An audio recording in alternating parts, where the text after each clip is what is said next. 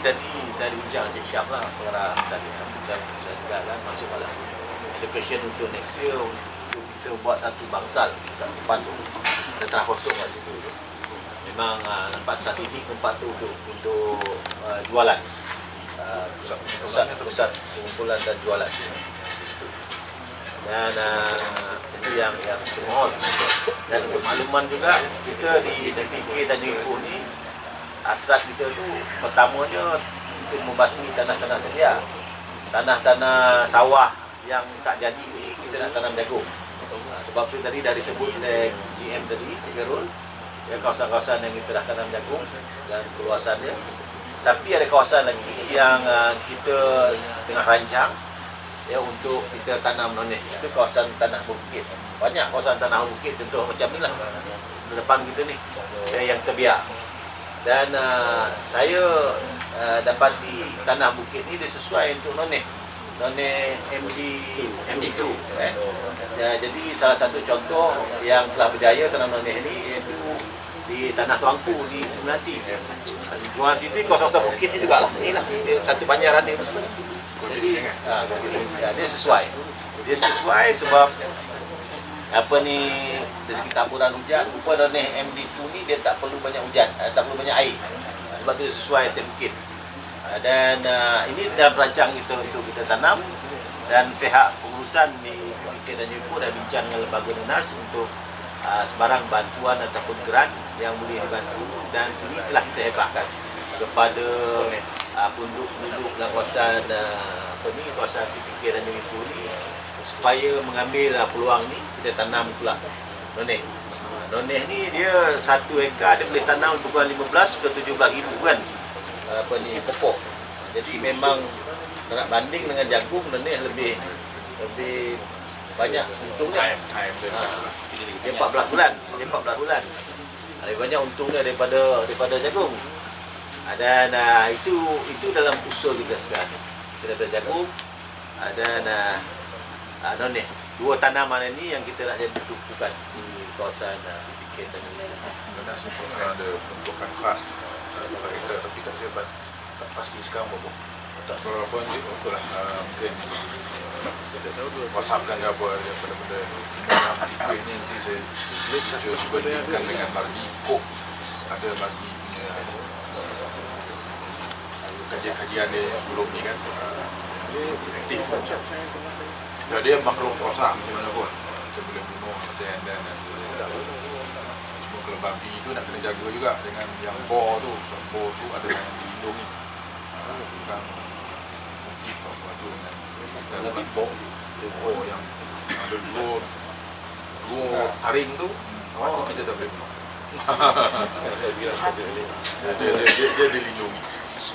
Tapi yang lain tu tapi kalau dah memusnahkan tak nak bagi. Tapi kalau yang jenis masuk masuk ni biasanya tak apa. Tu ni pak tu. Ya walaupun kita pakai elektrik kan. Kadang-kadang dia boleh masuk. Macam tu dia masuk tu yang ni. Ada sikit peluang dia boleh masuk di hujung kan. Dia lapet pun dia masuk ke pagar yang enggak kan. Jadi pagar tu ada lubang. Tapi dari segi undang-undangnya kalau dia dah masuk kawasan kita boleh sebab dia dah kira menceroboh tu boleh.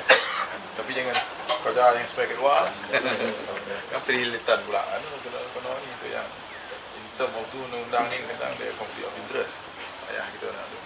Tapi setakat sekarang ni babi tak adalah menjadi pengancam. Yang pengancam utama sekali kita cuba nak linkkan kita dengan Mardi ni, jadi kita cakap terima kasih lah. Sebab mungkin dia ada kaedah untuk cegah ni. Sebab kita pun banding kepada untuk makluman YB, kita punya peserta dah give up dah mula dah. Dah give up. Jadi saya bagi semangat dengan dia orang ni. Jangan kita putus asa. Kita baru sekali. Dulu ada dengan Fama, tapi Fama tak konsisten. Suku anti dia je. Jadi saya henti kan untuk jualan dengan Fama ni. Saya cakap kau kan angin-angin teh ayam dia tak payahlah menyusahkan gitu. Kadang dia ambil, kadang tak ambil. Kadang ambil, kadang tak ambil. Banyak. Kali keluar tu 20,000 kan. Takut tak ada. Dia tak ambil. Kalau dia tak ambil habis lah. Sama lah macam kita bagi tikui makan. Itu maksud saya tadi tu balik kepada perancangan awal tadi tu. berapa yang kita nak contract farming, berapa yang kita nak cari pasaran yang di luar malam, sebab kalau pasar-pasar malam ni pun the amount hilangan tu nak kena jaga juga. Dia banyak sangat. Dia kecil. Tapi kilang ni dia akan menerima dengan seadanya sebab dia memang proses sana tahu. Again, dia punya perancangan. Masalah kilang ni harga dia murah, 63 sen grade A. Sedangkan kita boleh jual di luar lebih pada RM1. Grade A ni. Jadi makna dia, kalaulah keseluruhan pendapatan kita RM50,000, kita kalikan kalau kita boleh dapat 2 kali ganda lepas itu, kita dapat RM100,000. Makna kita hilang RM50,000. Jadi opportunity lah kan. Jadi saya ingat, saya bagi tahu rakan-rakan peserta supaya cari market sendiri. Sebab tadi bila Cik Faizal tak tolong ni, kalau ada rangkaian-rangkaian yang boleh kita hubungi untuk kita pasarkan yang jaga kita. Terutama yang pasar yang di pasar apa mungkin? Pasar 2B. Pasar 2B. Sebelum ni YB untuk maklumat YB ya. Sebelum PKPB ni, Selangor ni, kita punya market sampai Selangor, sampai KL. Tapi bila PKPB ni, jadi kita market kita dah terhadap. Dia cancel. Order cancel lah. Bukan order cancel, dia nak keluar pun tak boleh. Dia orang kita nak masuk pun tak dapat. Tak. So pertanian ni sepatutnya tidak terhalang sangat. Kan sudah tengok kan. Memang tapi macam dia orang ni, macam dia punya pasar malam semua tak boleh. Semua tak boleh terhad. Dan pasaran pun terhad. Walaupun dia buka pasaran untuk aktiviti berasaskan ekonomi, tetapi bayangkanlah untuk seisi rumah 2 orang yang boleh keluar. 2 orang boleh keluar. Jadi kalau ada satu rumah tu 10 orang, 2 orang je boleh keluar. Ini makna aktiviti ekonomi dia tu dah terjerat, dah menjadi kurang. Jadi itulah salah satu sebab dia. Tapi adalah hikmah dia. Kalau kita tadi adalah hikmah dia. Walau bagaimanapun kita berusaha juga untuk kita perkembangkan lagi kita punya market kita, supaya kita boleh capture market kita sendiri. Kita tak bergantung kepada tadi market yang telah sedia ada yang fix yang itulah. Masalah yang fix tadi macam yang saya sebut tadi, harga tu dah terhadap 63 sen. Itu grade A. Kalau kita boleh jual sampai RM1 lebih, mana 2 kali ganda. Kalau kita boleh collection kita untuk satu musim tu RM50,000, bayangkanlah 2 kali ganda, tak jadi RM100,000. Mana peluang kita tu ada. Tapi kena usul lebih sekali. Assalamualaikum warahmatullahi wabarakatuh. Terima kasih YB, Dr. Fungsi, Cik Jam dan rakan. Untuk makluman semua, sebenarnya LPP 9 telah merancang untuk membesarkan lagi projek tanaman jagung ni, khususnya di Kuala Pilah dan khususnya di PPK Taniko lah. Dan sebenarnya kita telah merancang untuk mewujudkan pusat derai sebenarnya. Tetapi pusat derai tersebut kita merancang dalam akhir RMK 12. Dalam 5 tahun tu kita merancang untuk mungkin penggalian ataupun tahun yang keempat atau tahun kelima dalam RMK 12. Kita fokus untuk pengeluaran supaya tahun pada peringkat awal RMK 12 ni ataupun tahun yang pertama sehinggalah tahun keempat kita buat penanaman dulu. Sebab kita sedang mengkaji berapa banyak viability untuk buat pusat lerai ni. Kalau kita tanam sikit macam kita buat pusat lerai kan. So kosnya akan incur kos tinggi. So itu selaras daripada perbincangan yang lepas kan, di mana peringkat kerajaan negeri untuk melihat macam mana tanaman jagung di Negeri Sembilan ni dapat diperbesarkan dan dapat diluaskan khususnya di kawasan-kawasan yang tertentu untuk jadi trademark lah bagi Negeri Sembilan. So di LPP kita telah gazetkan Tanjung ni sebagai PPK jagung. Jadi dari segi keseluruhan rantaian jagung tu kita cuba tempatkannya di kawasan ini. So, tapi kita sedang mengkaji pusat lerai tu banyak viability untuk mewujudkan satu pusat lerai tu. Kalau tanaman ni sikit susahlah kita nak buat. So sebab tu kita kembangkan supaya kawasan Kuala Pilah ni bersama dengan PPK Johor dan juga PPK Kuala Pilah di bawah daerah Kuala Pilah ni dapat kita sama-sama untuk usahakan projek untuk manusia. sudah pernah berhubung dengan Tapi untuk maklum YB kan, kalau ada kita meleraikan ni memang bagus sebab kita boleh marketkan terus ke mall ni. Terus ke mall. Macam yang Melaka buat ni. In fact saya komplain ni sebab ni jagung kita, lepas tu bila sampai ke Melaka tu cok Melaka. Ni kita kata. Sama lah padi ni. Padi kita So ni sekarang ni kalau apa ni dan cok LPP Tanjung Ipoh. itu yang kita nak buat, itu asal kita nak buat. Cuma tadi saya cek bila pengarah sebut tadi dalam perancangan tu untuk RMK dia oleh penghujung itulah balik. makna dia 2026 tu. Tahu tak? Apa nak Ambil lagi. tahu ni? Pengusi pun dah tak ada lagi kan. Dua pengusi. Jadi itu konon. Entah kan dah boleh. Kalau boleh dicapai kalau sikit. Capai sikit sebab kita hasil ada. Nanti Jadi kalau kita lerai kata kita dapat lagi dia punya tu meninggikan lagi kita punya hasil dia. Kalau Saya Fahma ni tak konfident YB.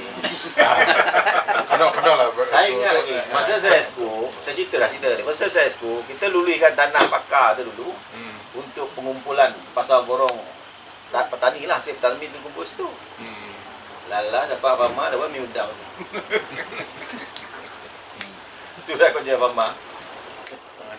Tapi tak apalah, sekarang ni memang dia dah buat untuk yang dihantar ke Melaka tu. Dia tak pernah ambil tahu pasal kita. Hari tu bila mentari datang dia pernah ambil gambar apa ni saya dah agak dah kan. Kerja Fahma dia buat market kan.